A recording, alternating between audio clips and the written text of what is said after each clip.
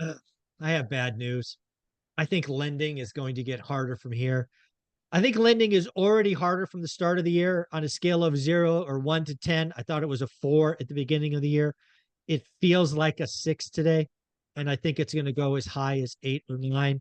I think lending is going to get harder for investors and owner occupants. In order to have this conversation, we'll do that with Casey from Brick by Brick Wealth. How you doing, Casey?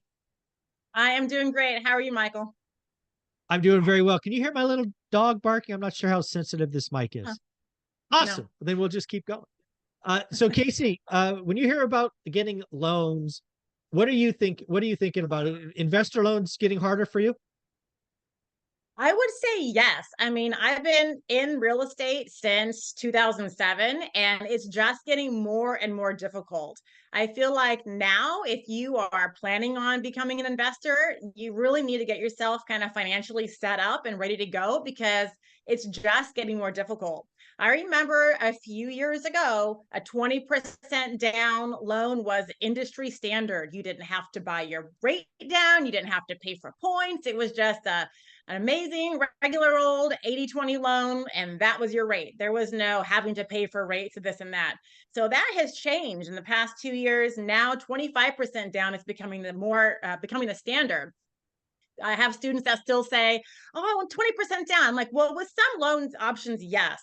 But if you're looking for the best interest rate and the best loan terms, you're going to find out that you would rather pay that extra 5% towards your down payment rather than give it to the lender in points.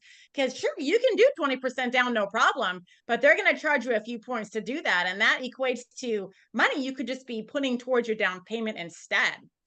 Not only has the down payment amount changed, right? Lenders want you to have more skin in the game. Now they have just increased the FICO score needed to get the best rate. So I would always tell everyone, hey, as long as your score is at least a 740 or above, you're going to get the same interest rate. It doesn't matter if you have an 850 score. Although I feel like us in the 800 should get a better deal, but 740 and up, you get the best interest rate. That has changed. Now it's 780 and up. So it's just getting more difficult to qualify for good loans. And you never know what's going to happen in the future. I agree with you, Michael. It's just going to get more difficult. Yeah, I think it even, because again, when you think about lending, there's kind of conventional FHA, Fannie, Freddie stuff, but there's also non-QM loans. Non-QM loans have become very popular. I've used non-QM loans a lot the last couple of years. And those are going to get harder, more reserves, longer terms, more points, higher rates, all of the above.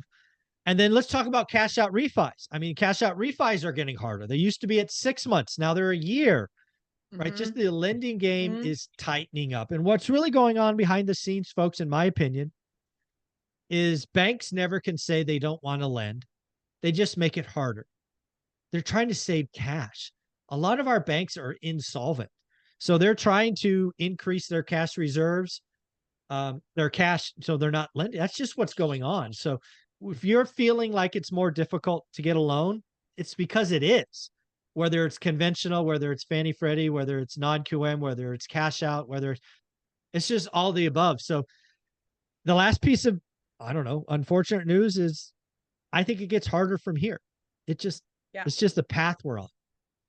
Yeah, and we can just see it like it changed from 20% to 25%.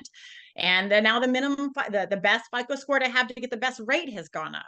They've increased the percent down they want you to keep in the property for a cash out refinance. Now it's like many lenders, if you want to do a cash out, they want you to have 30% equity in the property. Well, shoot, that kind of sucks. Yeah. And they just so many different things have changed. They are making it more and more difficult. So sometimes your deals, especially between the burn method or you're looking forward to a cash out, you need really good deals.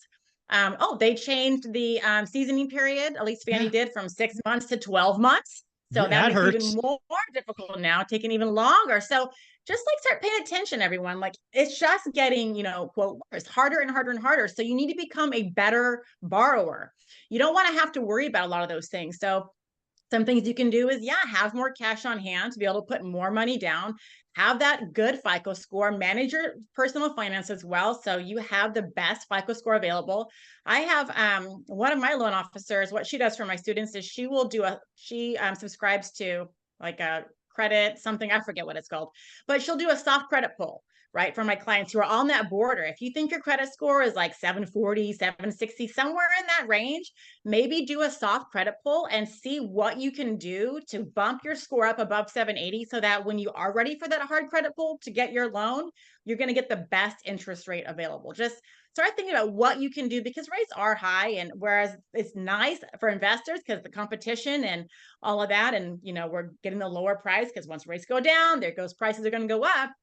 We still want the best rate. So although it's high, still get the best rate. So make sure you're financially ready and you can get that best score so that you cash flow more.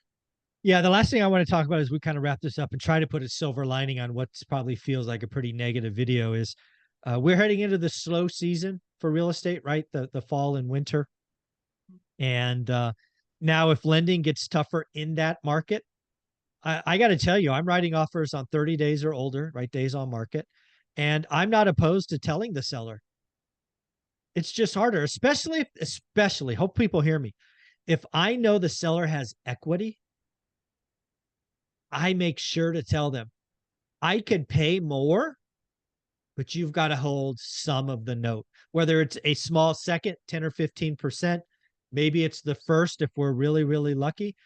But again, in an environment that's slowing down, days on market are going to double. I'm going to write disrespectful offers. I'm going to use the tighter lending market to, frankly, Casey, get me more seller finance deals. So I'm ecstatic for what's coming. I have lived through this a couple of times, so I can see the future. A lot of people going through this the first time, it's like, damn bank's not giving me my loan, or the damn bank wants an extra 10%, or the damn bank wants 6 months of reserves. Use the tighter lending market as a reason to get seller concessions.